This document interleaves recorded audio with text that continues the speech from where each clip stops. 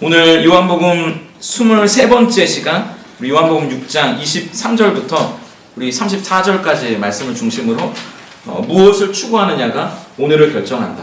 무엇을 추구하며 살 것인지가 오늘을 결정한다라는 제목으로 하나님의 말씀 함께 나누도록 하겠습니다. 인생에서 가장 중요한 가치가 뭘까? 미국에 있는 퓨 리서치 센터라는 곳에서 사람들이 생각하는 인생에서 가장 중요한 가치가 뭔지 설문조사를 했대요. 그래서 한국을 비롯해서 소위 선진국이라고 부르는 17개 나라의 사람들에게 인생에서 무엇이 가장 가치 있다고 생각합니까? 라고 물었는데 많은 사람들이 이 대답한 첫 번째 가치는 가족이었습니다.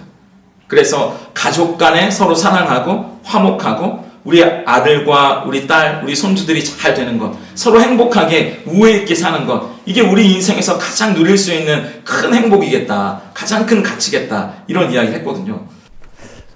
그래서 이 다른 나라 사람들이 가족을 제일 중요하게 여기고 그 다음에는 직업, 내가 어떤 직업을 갖느냐, 그리고 물질적으로 얼마나 좀 풍요롭게 사느냐, 이것들이 가장 중요한 인생의 가치다, 이렇게 생각했는데 이것을 왜 조사했냐면 우리가 무엇을 중요하게 여기느냐, 어떤 것이 가장 소중하다고 여기냐, 그 가치에 따라서 그것을 얻기 위해 오늘의 삶이 달라지기 때문입니다. 그래서 이 가족을 가장 중요한 가치라고 여겼던 나라들은 17개 나라 중에 14개 나라거든요. 그래서 10명 중에 4명이 가장 중요한 인생의 가치는 가족이다, 이렇게 대답했는데 우리나라 사람들은 뭐라고 얘기했을 것 같으세요? 질문을 일부러 던지고 여러분들 생각하는 동안 물을 한 잔. 우리나라 사람들은 돈이 제일 큰 가치라고 생각했습니다. 선진국 17개 나라 중에 유일하게 우리나라만 가장 중요한 인생의 가치를 돈이라고 얘기했어요. 가족은 그 뒤입니다. 그러니까 제가 아까 말씀드린 대로 무엇을 추구하는지가 오늘 나의 삶을 규정해요. 그것을 가지고 오늘 휴가를 갈 것인지 가족과 함께, 아니면 일을 더 할 것인지 결정해요. 여러분 가만히 생각해 보세요. 내가 무엇을 중요하게 여기느냐, 내가 무엇을 추구하느냐에 따라서 오늘 여러분들의 삶을 결정하시잖아요. 어떤 직장을 선택할 때도 마찬가지입니다. 내가 무엇을 중요하게 여기느냐에 따라 가족과 시간을 더 보낼 수 있는 직장을 얻든지, 아니면 돈을 더 많이, 내 뼈를 갈아 넣어서라도 돈을 많이 벌어야 돼, 이런 분들은 월화수목 금토일 쉬지 않고 열심히 일하는 직장을 선택하겠죠. 내가 무엇을 중요하게 여기고 무엇을 추구하며 살아가는지에 따라서 오늘 여러분의 삶을 결정하시고 여러분의 삶의 순간순간들을 선택하며 살아간다는 겁니다. 그건 신앙에서도 마찬가지예요. 우리가 뭘 추구하느냐에 따라 오늘 여러분들의 신앙의 모습이 달라집니다. 마가복음에 나오는 부자 청년의 이야기를 기억하시죠? 그는 영생을 추구한다고 말했거든요. 말은 그렇게 했어요. 17절을 보시죠. 우리 화면을 보면서 같이 읽어볼까요? 함께 읽습니다. 시작. 예수께서 길에 나가실새 한 사람이 달려와서 꿇어앉아 묻자오되 선한 선생님이여 내가 무엇을 하여야 영생을 얻으리이까? 나는 영생, 영원한 삶을 추구하며 삽니다. 그러니까 내가 그 영생을 어떻게 얻을 수 있겠습니까? 자기가 추구하는 것을 예수님께 구했죠. 그때 그런 이야기를 합니다. 이 뒤에 적어놓지는 않았지만 나는 율법의 계명을 모두 다 지켰습니다. 어렸을 때부터 교회도 열심히 다녔고요. 종교적인 열심히 있었어요. 교회에서 뭐 하라면 하나도 빠짐없이 다 했던 사람이 저입니다. 영생을 어떻게 얻을 수 있을까요? 아마 영생이 자기 거라고 생각했겠죠. 그때 예수님이 뭐라고 말했을까요? 예수님의 말씀 앞에서 정작 이 사람이 아니면 다른 것을 추구했는지가 밝혀집니다. 제가 적진 않았는데 22절에 이렇게 말하거든요. 예수님이 그 청년에게 그렇다면 네가 가지고 있는 모든 재물을 다 팔아서 가난한 사람들에게 나눠주라고 말씀하시거든요. 그때 이 사람이 그러면 영생을 얻는군요. 그럼 내가 이 재물을 다 팔아서 가난한 사람들에게 나눠주겠습니다 했으면 진짜 영생을 추구하는 사람이 맞죠. 그런데 이 사람은 그렇지 않았습니다. 22절에 보니까 그 사람은 재물이 많은 고로 이 말씀으로 인하여 슬픈 기색을 띠고 근심하며 가니라, 이렇게 되어 있거든요. 슬픈 기색을 띠고 근심하며 갔다. 정작 이 사람이 추구했던 건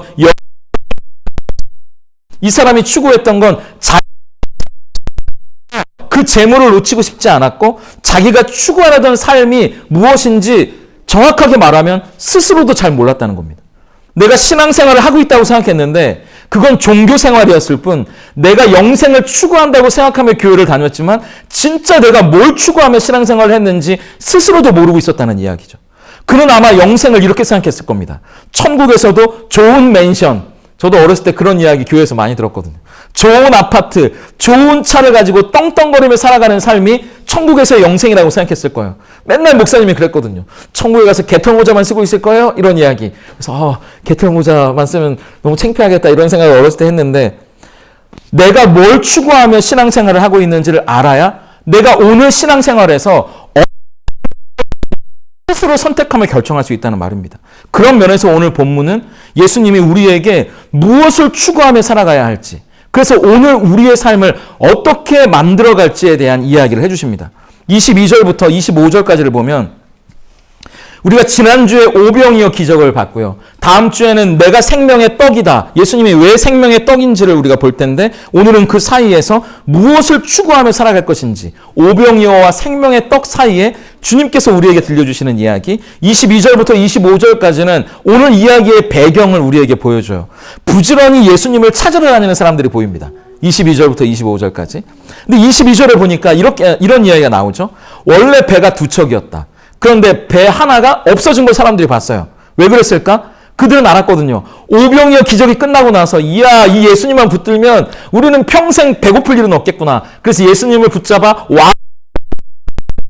사람들 뒤로 제끼고 산으로 올라가셨거든요. 이 사람들을 피해서. 그러니까 이 사람들은 예수님이 산으로 올라갔다는 걸 압니다. 그리고 제자들만 남아있었어요. 근데 이 오병이어 기적이 마치고 예수님을 왕으로 삼으려 쫓아다니던 이 사람들이 이 항구에 보니까 배 하나가 없었다는 것을 보면 아, 제자들이 이 배를 타고 어디론가 갔구나. 그럼 예수님은 여기 있겠지. 산으로 올라가셨으니까 그 생각을 하고 올라갔는데 예수님이 안 보이는 거예요. 제자들은 배를 타고 간 게 맞는데 그럼 예수님은 어디 갔을까? 아, 그럼 예수님도 같이 가셨나? 라는 생각을 해서 우리들도 배를 구해서 예수님이 가셨다고 생각하는 가버나움으로 간 겁니다. 그게 22절부터 25절까지 오늘 이야기의 배경이에요. 그래서 예수님이 안 계신 걸 보고 허탕쳤나? 빨리 예수님을 쫓아가야지. 빨리 쫓아서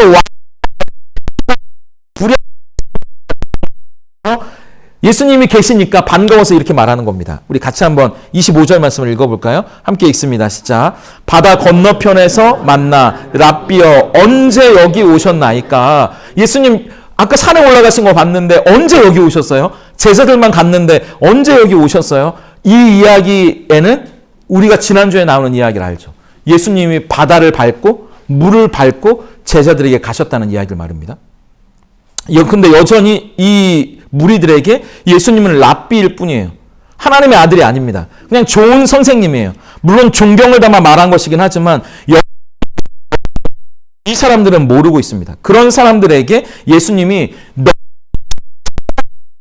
지금 너희들이 신앙생활을 하고 있다고 생각하지만 너희들이 정작 무엇을 추구하며 이리저리 뛰어다니고 있는지를 정확하게 이야기하십니다. 그게 26절이잖아요. 같이 읽어볼까요? 시작. 예수께서 대답하여 이르시되 내가 진실로 진실로 너희에게 이르노니 너희가 나를 찾는 것은 표적을 본 까닭이 아니요 떡을 먹고 배부른 까닭이로다. 너희는 지금 떡과 물고기를 먹고 야, 이분만 만나면 내가 평생 배고플 일이 없겠구나, 이런 생각에 나를 쫓아다니고 있는 거 아니냐, 나를 찾아다니고 있는 거 아니냐, 이 얘기를 하고 있는 거죠. 이들이 지금 예수님을 찾아 헤매고 있는 이유는 진짜 예수님을 만나 그분이 왜 이 땅에 오셨는지 그 이유를 알고 싶어서가 아니었다는 거예요. 예수님이 왕으로 오셨지만 그 왕이 어떤 왕인지 이들은 모르고 있습니다. 부자가 되려는 건지 아니면 자기 욕망을 채우려는 것인지 어쨌든 내가 원하고 바라는 걸 채워주실 분이 예수님이기 때문에 그분을 찾으러 헤매는 거죠. 그게 나쁜 건 아니에요. 물론 예수님은 우리의 필요를 채워주시는 분입니다. 근데 중요한 건 그걸로 끝이라는 거죠. 그게 채워지면, 쇼가 끝나면 각자 집으로 흩어지는 겁니다. 콘서트가 끝나면 그냥 다 뿔뿔이 흩어져 버리는 거예요. 예배가 끝나면 예배 가운데 하나님이 주신 은혜와 우리가 하나님 앞에 결단했던 자짐들은 또 증발되어 버리고 그냥 각자의 삶 속에 내 기분, 내 감정대로 살아가는 삶을 그냥 우리는 그렇게 살아가는 거죠. 근데 하나님은 그게 아니라고 이야기하십니다. 우리에게 주시려는 은혜, 하나님이 우리에게 베푸시는 그 사랑, 그 놀라운 소망을 붙잡고 살아가는 것, 그것이 우리가 이 땅에서 살아가야 할 진짜 신앙의 삶이다. 그걸 우리에게 말하고 있는 거죠. 그러니까 오늘 예배 가운데 우리가 무엇을 추구하며 살아가야 할 것인지, 이 예배 가운데 우리가 무엇을 추구하며 하나님 앞에 우리의 마음과 영혼을 올려드려야 할지, 하나님이 우리에게 주시려고 하는 것은 뭔지 오늘 그 이야기를 좀 나눠보려고 합니다. 예수님이 우리에게 주시려고 하는, 우리가 추구해야 할 신앙의 모습은 뭘까요? 첫 번째, 일이 아니라 은혜입니다. 우리가 일하는 게 아니에요. 일을 하지 말라는 건 아닙니다. 이따가 얘기하겠지만 우리가 추구해야 할 건 하나님의 은혜입니다. 예수님이 말씀하셨어요. 27절 같이 한번 읽어볼까요? 함께 읽습니다. 시작. 썩을 양식을 위하여 일하지 말고 영생하도록 있는 양식을 위하여 하라. 이 양식은 인자가 너희에게 주리니 인자는 하나님 아버지께서 인치신 자니라. 이건 무엇을 위해 일하지 말고 무엇을 위해 일하라. 이 말은 아까 제가 이야기했던 무엇을 추구할 것인지에 대한 이야기입니다. 오늘 내가 무엇을 추구하며 살아갈 것인지, 이 땅에 없어져 버릴 재물, 이 땅에서 좀 맛있고 맛없는 걸 먹는 거, 배부르는 삶, 그런 걸 추구하며 살아가지 말라는 이야기. 그런 건 다 썩어져 버릴 것이라는 겁니다. 영원한 삶, 하나님과 함께하는 기쁨과 평강, 그 은혜를 추구하며 살아가는 것이야말로 영원히 없어지지 않을 하나님의 것이다. 그걸 추구하며 살아라. 그런데 이 사람들은 수가성 우물가의 여인들처럼 엉뚱하게 지금 뭘 말하는 건지 모르고 있어요. 그래서 이렇게 이야기하죠. 28절 다시 읽습니다. 시작. 그들이 묻되 우리가 어떻게 하여야 하나님의 일을 하오리까? 지금 예수님이 찍고 있는 강조점은요, 무엇을 위하여예요. 일하라는 일이 아니고요. 무엇을 위하여? 썩을 양식을 위하여가 아니라 영원한 삶을 위하여. 이게 예수님이 하시는 말인데 이 사람들은 귀에 위하여는 들리지 않고 일만 들리는 겁니다. 일만. 그러니까 무슨 일을 할까요? 일거리 주세요. 오늘 교회에서 무슨 일거리가 있나요? 그 일거리 주세요. 그럼 내가 영생을 얻는 겁니까? 이렇게 물어봤다는 거예요. 예수님은 일이 아니라 무엇을 추구하며 무엇을 바라보며를 이야기하시는데 그럼 빨리 일 주세요. 내가 그 일 해서 영생 얻을게요. 지금 이러고 있는 거죠. 근데 이 이야기는 이들은 일할 수 있다고 생각하지만 하나님은 우리에게 분명히 말씀하세요. 우리는 아무리 일해도, 죄송합니다. 저도 마찬가지예요. 제가 목사지만요. 제가 아무리 설교를 하고 아무리 예배를 인도한다고 해도 하나님을 만족시킬 수 없어요. 여러분이 아무리 우리나라에 성가대가 없지만 성가대를 하고 어떤 봉사를 한다고 해도 우리는 하나님을 만족시킬 수 없다니까요. 왜요? 로마서 3장 23절에 이렇게 말씀하셨잖아요. 같이 읽어볼까요? 함께 읽겠습니다. 시작. 모든 사람이 죄를 범하였음에 하나님의 영광에 이르지 못하더니. 우리는 하나님의 영광에 이룰 수 없는 죄인이기 때문이에요. 그래서 10절부터 11절과 12절까지 한 번 더 읽겠습니다. 시작. 기록된 바 의인은 없나니 하나도 없으며 깨닫는 자도 없고 하나님을 찾는 자도 없고 다 치우쳐 함께 무익하게 되고 선을 행하는 자는 없나니 하나도 없도다. 의인은 하나도 없고 선을 행하는 자도 없다. 하나님은 그렇게 말씀하시는 거예요. 100% 선한 일을 하는 사람이 없다니까요. 100% 의로운 일을 할 수 있는 사람이 우리 중에는 없습니다. 한번 이렇게 말씀드리면 여러분들 좀 이해가 쉬우실까요? 제가 청년 때 다니던 교회, 서울에서 이제 교회를 다니는데 정말 근데 이분이 여름에 그때도 교회가 작았기 때문에 이 6층에서 예배를 드리고 4층에서 이제 밥을 먹었거든요. 근데 냉장고가 고장이 나가지고 여름인데 우리가 시원한 물을 먹을 수가 없는 거예요. 그래서 이분이 큰 맘 먹고 교회 냉장고를 사오신 거예요. 그래서 우리가 다 너무너무 막 박수 쳐드리고 감사하다고 막 말씀하셨거든요. 목사님도 막 칭찬해 주시고. 근데 그때가 청년이었으니까 청년들은 뭐 그냥 나오는 건 아니지만 막 이렇게 기분에 따라서 그리고 이렇게 좀 찬찬하지 못하잖아요. 냉장고 문을 막 하루에도 막 12번씩 열고 막 열다가 막 떨어뜨리고 막 와장창 쿵탕 막 이렇게 하니까 근데 이분이 저 뒤에서 냉장고를 사주셨잖아요. 우리를 지켜보고 있는 거 불꽃 같은 눈으로 본인이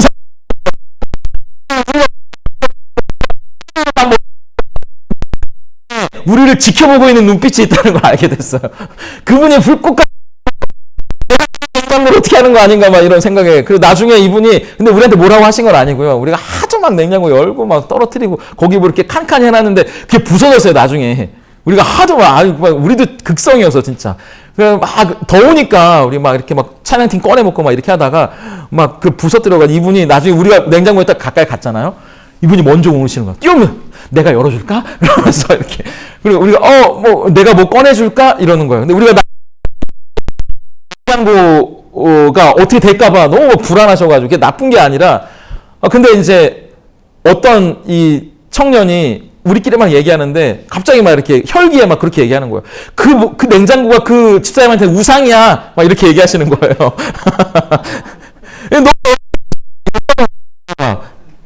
그게 나쁘다는 게 아니라 저 같아도 그럴 거예요. 여러분도 그러지 않겠어요?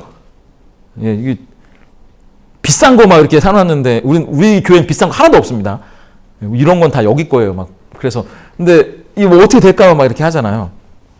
그러니까 우리가 아무리 선한 일을 한다고 해도 여러분 교회 꽃꽂이를 해놓잖아요. 제일 시험 드는 건 꽃꽂이 하신 분이에요. 누가 꽃꽂이 보고 저 꽃이 왜 저래? 그럼 우리는 아무렇지도 않은데 그분이 시험 들거든요. 그러니까 우리는 일을 한다고 해도 하나님의 영광을 위해 하는 그 마음에 깊이 들어가다 보면 내게 있다니까요. 거기에 내 의가 있다는 겁니다. 일을 하다가 상처받고요. 일을 하다가 시험 들고요. 일 때문에 아픔을 겪어요. 저도 마찬가지고요. 여러분도 마찬가지잖아요. 우린 교회 생활을 조금 해보면 이걸 다 알아요. 우린 다 연약합니다. 그러니까 저도 여러분들이 하실 일들은 거의 안 만들어요. 개척교회는 그런 분들 되게 많거든요. 저도 선배 목사님들 보면서 개척교회 하면 막 일이 워낙 많아가지고 그 일 하다가 막 넘어지시고 쓰러지시고 그래서 제가 여러분들이 하는 일은 안 맡기잖아요. 안 만들잖아요. 근데 정작 내가 하는 일만 엄청나게 만들어놔가지고 내가 하는 일에 내가 막 치여가지고 여러분들이 시험 들게 만드는데 새해에는 좀 산더미처럼 만든 일들을 좀 줄여보려고요. 근데 예수님이 뭐라고 말씀하시냐 하면 그 일을 하는 거 그거 중요한 게 아니라니까. 너희들은 그 일조차 원래 못해. 아무리 한들 그게 하나님의 만족이 되겠니? 일이 중요한 게 아니야. 무엇을 위하여라니까? 그래서 다시 한번 말씀해 주시는 거예요. 29절입니다. 함께 읽어볼까요? 읽습니다. 시작. 예수께서 대답하여 이르시되 하나님께서 보내신 이를 믿는 것이 하나님의 일이니라 하시니. 일하지 말라는 게 아닙니다. 또 오해 목사님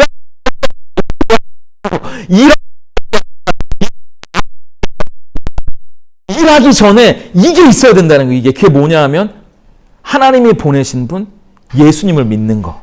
그게 일보다 앞서는 거라는 거예요. 예수님을 믿는 거. 나 예수님 믿는데요? 예수님 믿으니까 교회 나오는데요? 오해하지 마세요. 우리는 믿음 좋다고 이야기하는 게 일 열심히 하고 뭐 사다 놓고 이게 믿음 좋다고 말씀하시는데 그게 아니에요. 예수님을 믿는다는 건 여러분들이 예수님을 안 믿는다는 이야기가 아니라 예수님이 이렇게 말씀하시거든요. 요한복음이나 다른 성경에 보면 이런 이야기를 반복해서 하세요. 12장 44절 45절 함께 읽습니다. 시작. 예수께서 외쳐 이르시되 나를 믿는 자는 나를 믿는 것이 아니요 나를 보내신 이를 믿는 것이며 나를 보는 자는 나를 보내신 이를 보는 것이니라. 예수님을 믿어라고 말하는 건 우리가 예수님을 물론 믿죠. 그런데 교회 다니는 사람에게도 이게 여전히 유효한 명제인 이유는 예수님을 믿는다는 건 예수님 그분을 믿는 것을 넘어 예수님을 보내주신 하나님의 사랑을 받아들이는 거예요. 그분의 은혜를 아는 거예요. 그 사랑이 어떤 건가요? 로마서 5장 8절이잖아요. 같이 읽어볼까요? 시작. 우리가 아직 죄인 되었을 때 그리스도께서 우리를 위하여 죽으심으로 하나님께서 우리에 대한 자기의 사랑을 확증하셨느니라. 세 가지를 믿는 거예요. 첫 번째, 하나님이 이렇게나 우리를 사랑하신다는 걸 믿는 거고요. 두 번째, 그런 하시는데 그걸 실제로 실천하려고 진짜 하나님이 이 땅에 내려오셨다는 거예요. 그걸 하신 분이 있다는 거예요. 그분이 예수님이라고. 하나님이 우리를 너무나 사랑하시는 그 마음을 알아서 진짜 그걸 실천하신 분이 예수님이다. 하나님이 우리를 위해 행하신 가장 아름답고 위대한 일이 예수님인 거예요. 그렇기 때문에. 그게 복음이잖아요. 그리고 세 번째, 가장 중요한 거, 그 사랑 앞에 우리는 죄인이었다는 거예요. 우리는 내가 이런 일을 했으니까, 내가 무슨 일을 할 거니까, 심지어 목회자라도 내가 무슨 일을 할 거고, 내가 목사니까 직분도 필요 없어요. 내가 한 일도 필요 없어요. 내가 가진 것도 필요 없어요. 우리는 그 사랑 앞에 죄인일 뿐이거든요. 아무것도 내세울 게 없는 사람이에요. 그렇기 때문에 그게 너무나 감사한 거죠. 그걸 우리는 은혜라고 부르는 거예요. 일보다 그게 먼저라고요. 그 은혜? 예수님을 믿는다는 건 그 예수님을 보내주신 하나님 아버지의 은혜를 받아들인다는 거예요. 그냥 구원받는 티켓 정도로 나 예수님 믿어, 그러니까 천국 가, 이런 믿음이 아니고 그 은혜가 한량 없어서 아까 우리가 불렀던 찬양이 우리의 눈물이 되는 거예요. 우리의 감동이 된다고요. 우리의 진짜 감사가 된다고요. 저 마음 깊은 곳에서부터 올라오는, 우러나오는 그 기쁨과 감사, 그게 우리 마음에 있느냐? 그게 일보다 앞서는 거야. 예수님이 그 이야기를 하시는 거죠. 그러니까 결국 이건 은혜에 대한 이야기입니다. 그래서 제가 지난주에 설교를 준비하면서 찰스 스펄전의 예수가 인정한 믿음이라는 책을 읽었거든요. 예수님이 인정하는 믿음을 7가지로 이렇게 이야기하는데 그분이 이렇게 이야기하는 거예요. 제가 읽어드릴게요. 참 믿음은 하늘에서 주시는 선물로 영생의 소망을 바라보게 됩니다. 믿음의 출처가 이 땅이 아니기 때문에 우리의 믿음이 바라보는 것도 세상에 속한 것이 아니라 하나님께 속한 것이어야 합니다. 참 믿음은 끝까지 믿음의 대상이신 예수님을 바라보는 것입니다. 그분만 님이 이 땅에 오실 때 세상에서 내가 믿음을 보겠냐고 말할 때 예, 여기 있습니다 라고 예수님을 바라보는 믿음입니다. 그 이야기를 들으면서 맞다 이런 생각이 드는 거예요. 그러면서 이 스펄전 목사님이 디모데전서 6장 12절 말씀을 인용하시는데 한번 읽어볼까요? 함께 읽겠습니다. 시작. 믿음의 선한 싸움을 싸우십시오. 영생을 얻으십시오. 하나님께서는 영생을 얻게 하시려고 그대를 부르셨고 또 그대는 많은 증인들 앞에서 훌륭하게 신앙을 고백하였습니다. 그렇기 때문에 여기 보면 믿음의 선한 싸움을 하십시오 이렇게 되어 있잖아요. 예수님이 영생을 얻었잖아요. 우리 예수님 안에 영원한 생명을 얻었잖아요. 예수님을 믿었는데 근데 싸움을 계속하라고 말하는 거거든요. 이게 무슨 말일까요? 아까 제가 이야기했던 그거예요. 우리가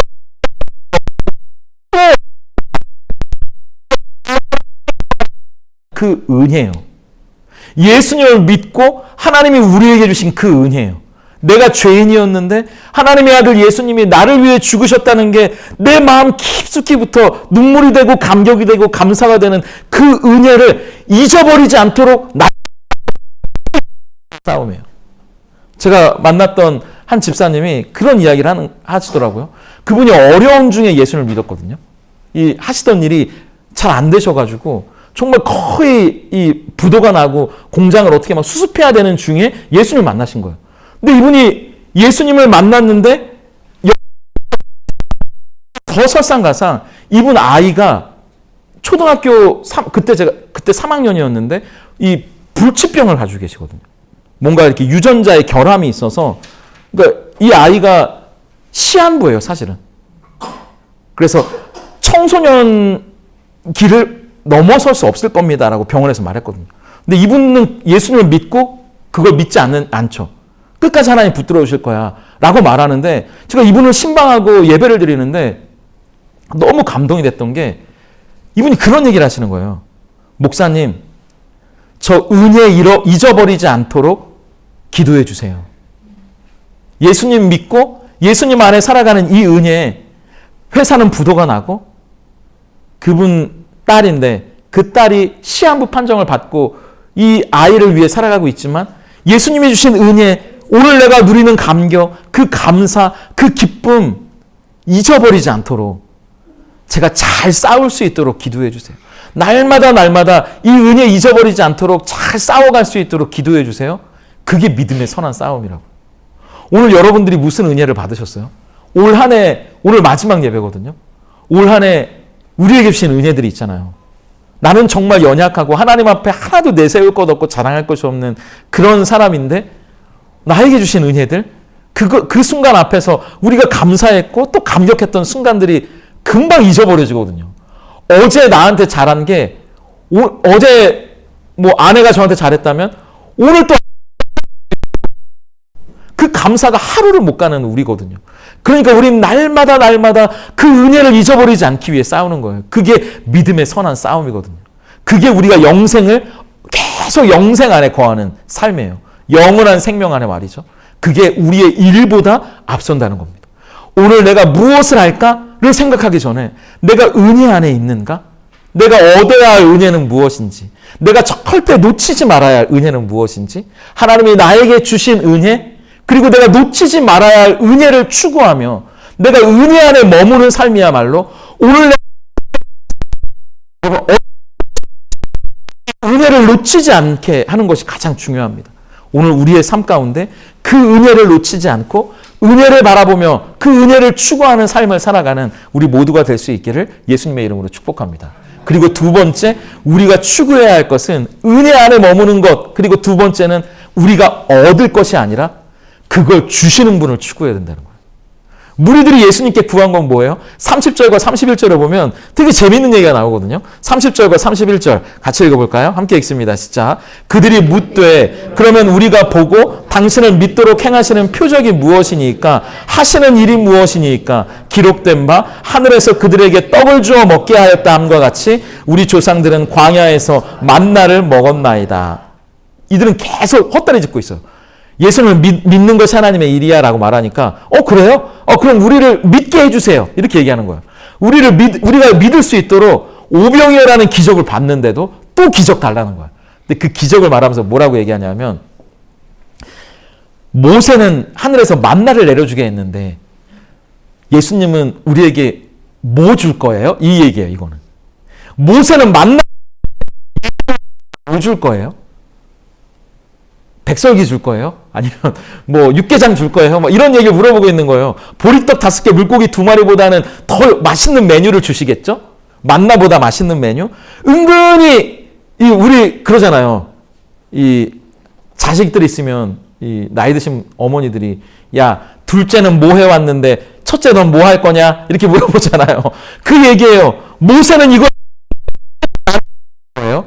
모세보다 더 좋은 거 해달라는 얘기잖아요.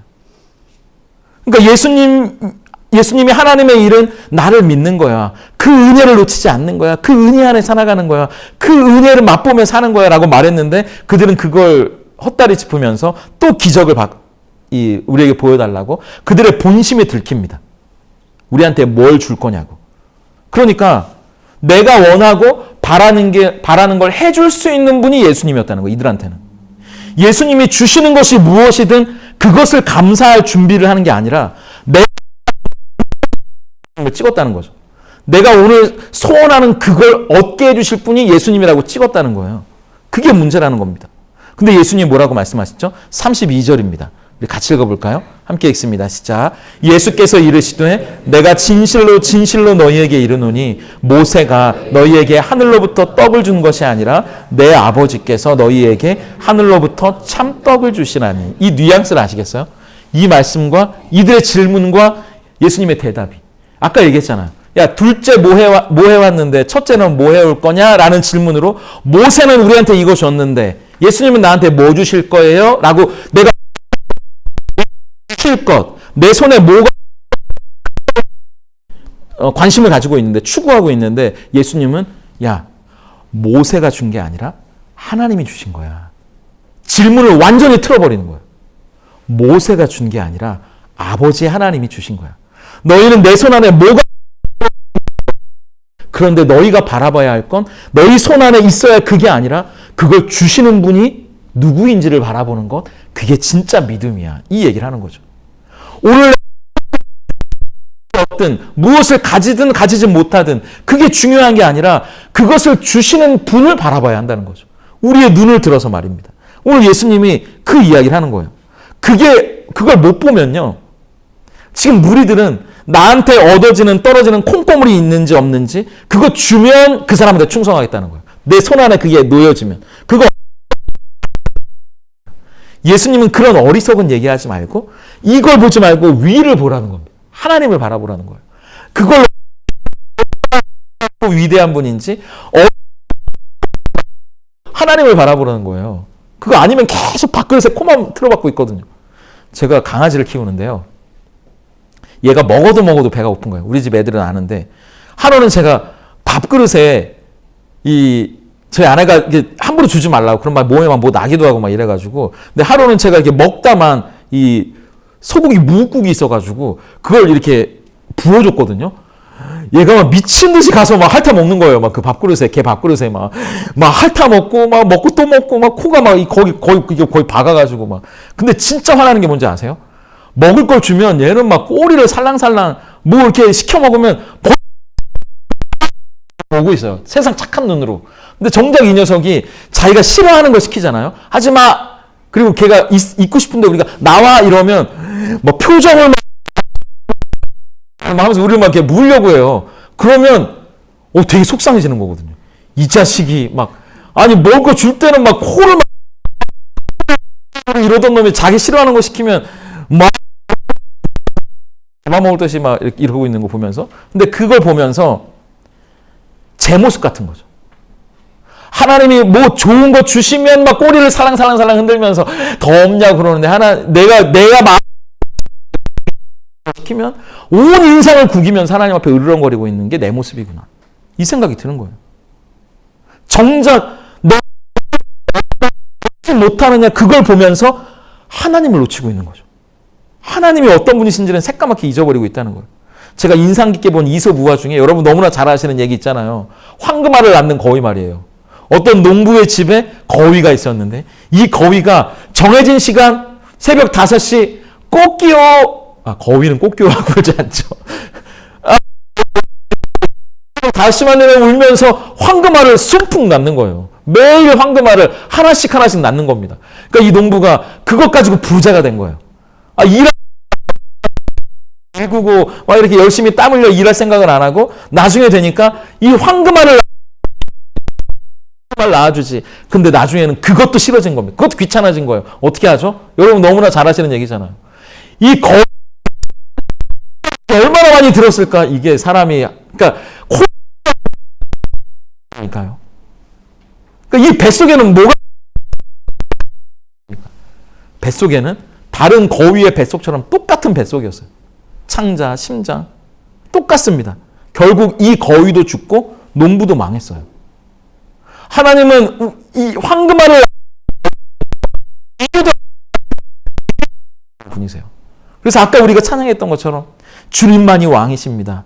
나의 삶에 주님만이 왕이십니다. 우리가 이 찬양을 했는데 중요한 건 하나님이 우리에게 주시는 생명의 떡, 물론 그것도 중요하죠. 은혜도 중요한데 그걸 주시는 그분이 어떤 분이시냐? 우리 한번 로마서 8장 32절 우리에게 아들을 보내주시고 지금 여러분들의 삶에 필요한 모든 것들을 채워주시는 그분이 어떤 분이신지 로마서 8장 32절 함께 읽겠습니다. 시작. 자기 아들을 아끼지 아니하시고 우리 모든 사람을 위하여 내주시니가 어찌 그 아들과 함께 모든 것을 우리에게 주시지 아니하겠느냐.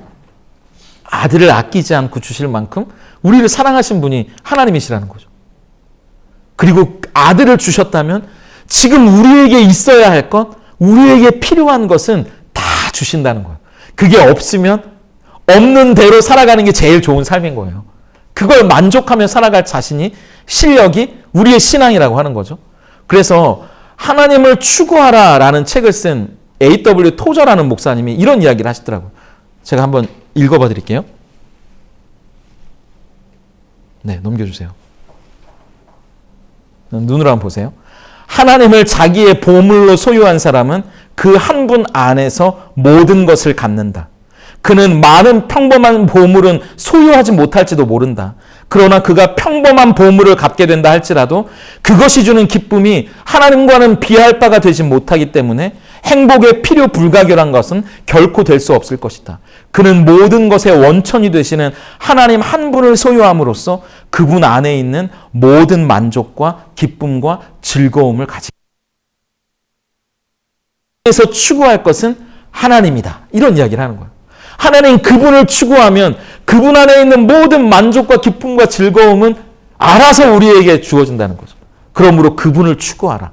하나님 한 분만을 추구하라. 하나님을 추구할지도 모른다. 그런데 그것은 잃어버리는 것이 아니라 더 귀한 주신다는 것을 믿어라. 그 이야기를 하고 있는 거예요. 왜냐하면 그분 안에서 우리는 영원한 기쁨과 만족을 누리기 때문이죠. 그래서 고린도후서 4장 7절 우리는 이렇게 말하잖아요. 함께 고백할까요? 읽습니다. 시작. 우리가 이 보배를 질그릇에 가졌으니 이는 심히 큰 능력은 하나님께 있고 우리에게 있지 아니함을 알게 하려 함이라. 그러므로 이 뒤에 이어지는 말은 하나님이 예수님을 우리의 인생에 주셨기 때문에 우리는 그분 안에서 거꾸로 뜨림을 받아도 넘어지지 않고 않는다고. 하나님을 바라보며 소망을 가지고 새 힘으로 살아간다고. 왜? 보물이 내 안에 있으니까. 그게 예수님이니까. 그 얘기를 하는 거잖아요. 제가 지난주에 책을 한 권 봤는데 근데 거기 보면 예수님을 만나서 변화받은 사람들의 이야기가 나와요. 7명에 대한 이야기가 나오는데 제목들이 이렇습니다. 목차에. 나중에 뭐 여러분들이 한번 보실 기회가 있으면 나는 외톨이였다. 나는 성공을 꿈꾸는 직장인이었다. 나는 내가 없었다. 나는 결핍투성이 엄마였다. 나는 무대를 꿈꾸며 살았다. 나는 근사하게 살고 싶었다. 그런데 그런 삶을 살지 못하다가 예수님을 만나고 그들의 인생이 변화된 사람들의 이야기가 이렇게 쭉 나오거든요. 근데 서울대학교 병원 소아청소년과 임상학부 교수인 홍경택 씨라는 분이 예수님을 만난 거예요, 나중에. 근데 그분이 예수님을 만나는 간증을 이 책에 이렇게 적어놨는데 제가 읽어봐 드릴게요. 과연 내가 원하는 삶을 살 수 있을까? 이렇게 매일 일상에 치여 살다가는 그냥 의사 되고 그냥 결혼하고 그냥 돈 벌다가 그냥 죽는 삶을 살지 않을까? 조금 두려웠습니다. 그러니까 그냥 의사 되고 결혼하고 돈 벌고 그러다 죽는 거지. 근데 그게 갑자기 두려움으로 찾아왔다는 거예요. 그리고 이제 더 이상 나중에 하면 되겠지라는 생각이 먹히지 않는다는 걸 깨달았습니다. 이러는 욕심에 눈을 부릅뜨며 살다가 허무하게 죽지 않을까 두려움이 찾아왔습니다. 그러면서 그때 내가 만난 분이 예수님이었다는 고백을 하는 거예요. 친구가 예수 믿고 교회 다니는 친구가 이 서울대 소아청소년과 교수인 이분에게 편지를 보냈다는 거예요. 예수님이 어떤 분인지, 예수님을 믿을 때 우리의 삶이 얼마나 만족과 기쁨 안에 살아갈 수 있는지, 두려움을 이기는 소망의 삶으로 변하는지 그 편지를 읽고 또 읽었대요. 그러면서 이 고민하기 시작했답니다. 내가 이 예수님을 받아들일 것인가? 받아들이지 않을 것인가? 그러면서 나중에 수련회에 참석하고 혼자 예수님 앞에 결국 예수님을 받아들이는, 예수님과 함께 살아가는 삶을 결단하게 되는 기쁨을 누렸다. 그러면서 그 전과 그 이후의 삶이 완전히 달라졌다는 이야기를 하거든요. 그러면서 이 책에 이런 고백이 나오는 거예요. 제가 읽어봐 드릴게요. 나는 하나님과 관계가 있구나. 그분이 나를 부르셨고 나를 통해서 일하셨고 지금도 일하고 계시고 앞으로도 일하시겠구나. 이 고백이 나한테 믿어지기 시작했다는 거예요. 예수님 안에서. 우리가 예수님을 받아들이면 우리의 인생에 이런 변화가 생기는 거예요. 예수님을 만났던 7명의 인생만 변화되는 것이 아니라 우리의 인생도 그렇게 변화됐고 날마다 우리에게 기쁨과 만족을 주시는 아버지 하나님 안에서 우리는 예수님을 통해 그 기쁨과 만족을 누리며 살아갈 수 있습니다. 왜냐하면 아까 우리가 고백했던 대로 자기 아들을 아끼지 않고 내어주신 분이 우리에게 모든 것을 선물로 주시기 때문이죠. 그게 하나님이라는 거예요. 그러니까 우리가 해야 할 일은 그분을 바라보는 겁니다. 오늘 여러분의 삶에 이해되지 않는 고난일 수 있어요. 저도 몇 년 전에 우리 아내가 암에 걸렸을 때 이해가 안 됐거든요. 저희 아내도 길게는 아니지만 아주 잠깐이지만 하나님을 원망하는 마음이 들었다는 거예요. 내가 하나님을 위해 살았고 한 목회자의 아내로 사모로 내가 이렇게 애쓰며 기도하며 살았는데 나에게 주어지는 건 암이야? 우리의 손 안에 놓여지는 것만 바라보면 우리는 큰 코 다칠 수 있습니다, 여러분.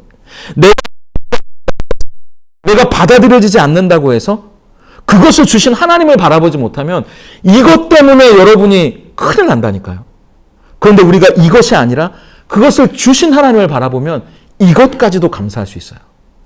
나중에 하나님을 원망했던 저희 아내가 그런 이야기를 하더라고요. 여보, 요새도 가끔 사모님 괜찮으세요? 이렇게 물어보는 분들이 계시는데 오늘 그것 때문에 못 나온 건 아니고 독감 때문에 못 나왔습니다. 기도해 주세요. 근데 죽는 게 두려워. 이게 한참 지난 뒤에 수술하고 나으면서도 아내가 없으니까 아내 얘기를 마음껏 할 수 있네요. 그러면서 이제 완치가 거의 가까워오지만 솔직히 죽는 게 두려워. 저희가 이제 내년 2월이면 5년째 되거든요.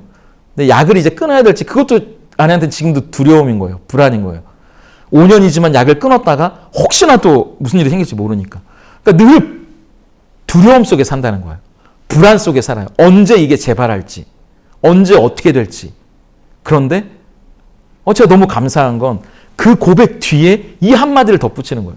죽음이 늘 자기를 따라다니는 것 같아요. 암 환자니까. 근데 그것보다 하나님이 더 가까이 계셔서 감사해. 암이 나를 계속 쫓아다닌다는 거예요. 근데 그렇기 때문에 하나님도 더 가까이 계시는 것처럼 느껴져. 그게 은혜라고요. 그걸 추구하며 사는 거예요. 우리가 원망스러울 수도 있어요. 하나님이 이해되지 않을 수도 있어요. 내가 신앙을 버리고 싶을 때도 있어요. 근데 그게 아니잖아요. 이 은혜를 놓치지 않기 위해 오늘도 우리는 믿음의 선한 싸움을 하는 거예요. 그건 하나님을 바라보는 거예요. 이게 아니라 내가 주실 하나님을 바라보는 거죠. 그러면 오늘 이게 나에게 더 큰 감사가 될 수 있어요. 암도 감사가 될 수 있고요. 저도 하나님을 바라보면 나에게 오늘 주어지는 모든 것들이 오늘 내일 이해되면 어떤 일이 벌어지는지 아세요? 하나님께 미안해져요. 오늘 원망한 게요. 이게 이래서였구나. 지나고 나서 뒤돌아보면 여러분 그때는 아시잖아요. 그럼 미안해진다고요. 하나님 앞에. 이래서였구나. 하나님 정말 선하시구나. 나는 그것도 몰랐구나. 그렇기 때문에 오늘 우리가 싸워야 할 싸움은 그 하나님을 바라보는 거죠. 내가 하나님을 추구하는 인생인 거예요. 아까 A.W. 토저가 얘기했던 것처럼 그분 안에 모든 영원한 기쁨과 만족이 그냥 순간 끝나는 게 아니고 일시적인 만족이 아니라 영원한 만족과 기쁨이 오직 그분 안에 있기 때문이에요. 그렇기 때문에 우리는 내가 하나님을 추구하며 사는 거죠. 오늘 우리가 한 해를 마무리하고 또 새로운 한 해를 이제 기다리면서 오늘 우리가 추구해야 할 것이 무엇인가 오늘 다시 한번 좀 생각해보는 오늘이 됐습니다. 우리가 무엇을 하느냐가 중요한 게 아니라 우리가 은혜 안에 거하는 게 중요해요. 그 은혜를 추구하는 삶, 그리고 오늘 내가 무엇을 얻을까, 무엇을 누릴까, 무엇을 먹을까, 무엇을 마실까를 가지고 고민하는 삶이 아니라 그것을 주시는 분이 누구인지 그분을 추구하는 삶, 그것이야말로 하나님이 우리에게 요구하시는 삶이라는 것을 기억하며 그렇게 은혜를 추구하고 하나님을 추구하며 은혜를 바라보고 하나님을 바라보며 살아가는 여러분의 인생 가운데 하나님이 가장 좋은 은혜를 주시기를 예수님의 이름으로 축복합니다.